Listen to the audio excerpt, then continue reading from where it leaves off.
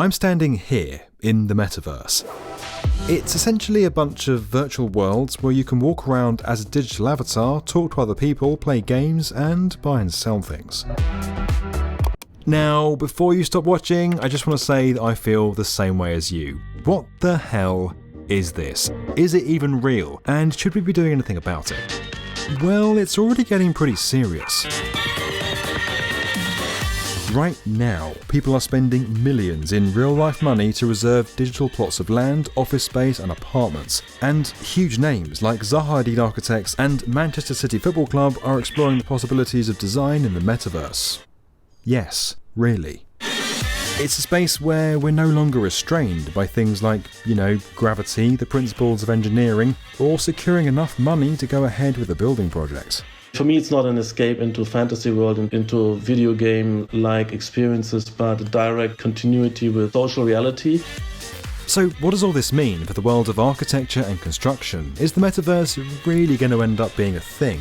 What could we build without the limits of construction here on Earth? And how might that impact the way we create our physical world in the future? Big tech, big brands, big ambitions. And the Metaverse is the next frontier. If you're listening and that was a little bit over your head, don't worry because I'm right there with you. If you're anything like me before I made this video, you might be thinking, is anyone actually building the Metaverse yet, or is it just a bunch of corporate techie buzzwords that no one really understands? DeFi. It's called decentralized finance. Blockchain. Cryptocurrency. NFTs. What is driving this Doge mania and where does it go from here? And yes, there are a ton of buzzwords. I'm not here to preach the gospel of NFTs or get you to invest in tomorrow's Buildcoin. I'm also not going to try and explain the ins and outs of the Metaverse to you, because frankly, I can't. In its most basic form, it's a network of virtual worlds that you can access parts of through your computer, or if you want to be more immersed in it, a VR headset. I was pretty shocked to learn that people were parting with real money to buy virtual real estate in this new world. But they are, and as I said, it's getting serious.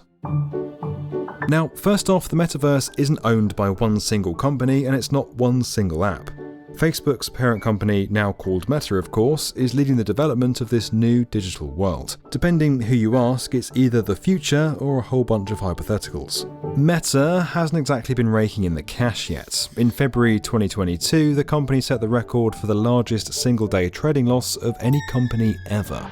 They must really believe in this Metaverse stuff. One thing that's certain and potentially crazy is that there's a lot of money being put into reserving and securing digital plots of land to build everything from virtual offices to shopping centres and even sports stadiums.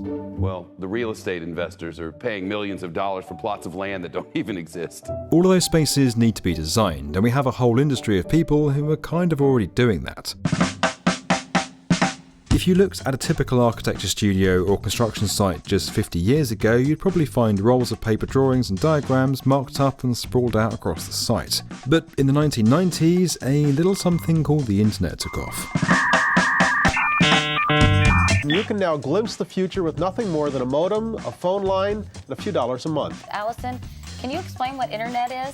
In the mid-90s, Columbia University's School of Architecture launched the first paperless studio, and at the time that was a pretty radical concept, but we've come a long way. Today, digital design models are the design process and working environment. The graphical 3D models and renders they enable let us check how a building will look and feel before actually sending a crew out to begin construction. But in the Metaverse, that digital render isn't just a step along the way, it is the final destination. In this reality, you don't have to think about how to counteract the weight of a skyscraper sinking into the soil or how the roof will hold up in a storm.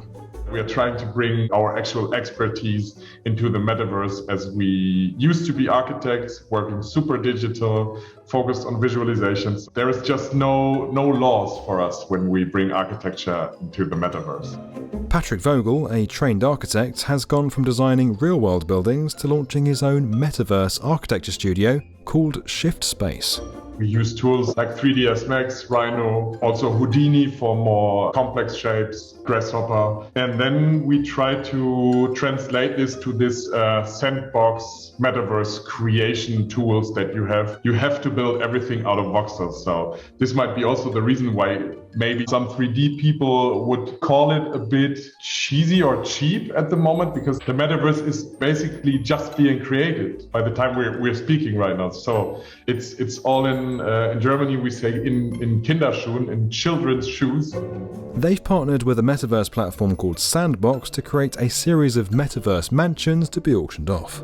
We were like, oh yeah, we have to sell this and maybe we will be millionaires. Of course we are not. It went really, really good, and it sold for about, I think, $57,000. And we were like, of course, having a good evening that day.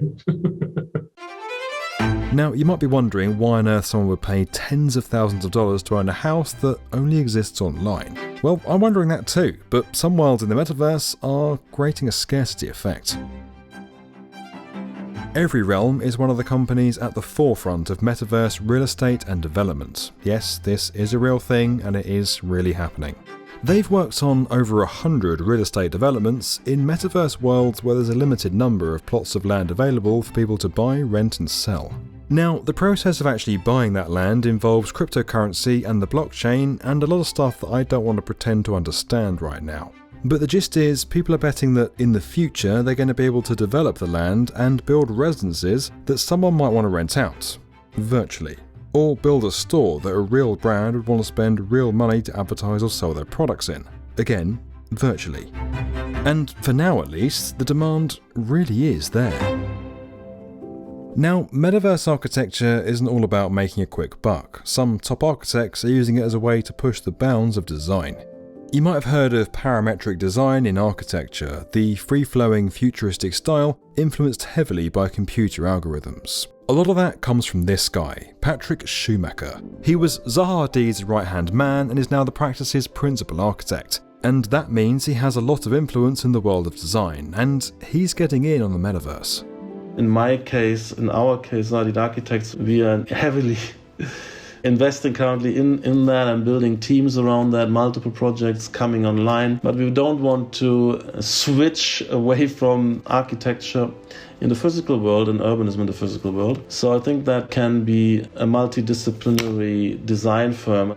In fact, Zaha Hadid Architects is working to create a metaverse version of Liberland. That's a micronation proposed by a libertarian Czech politician. No, you're not dreaming. This is all really happening. In the real world, Liberland is just a few square miles between Croatia and Serbia.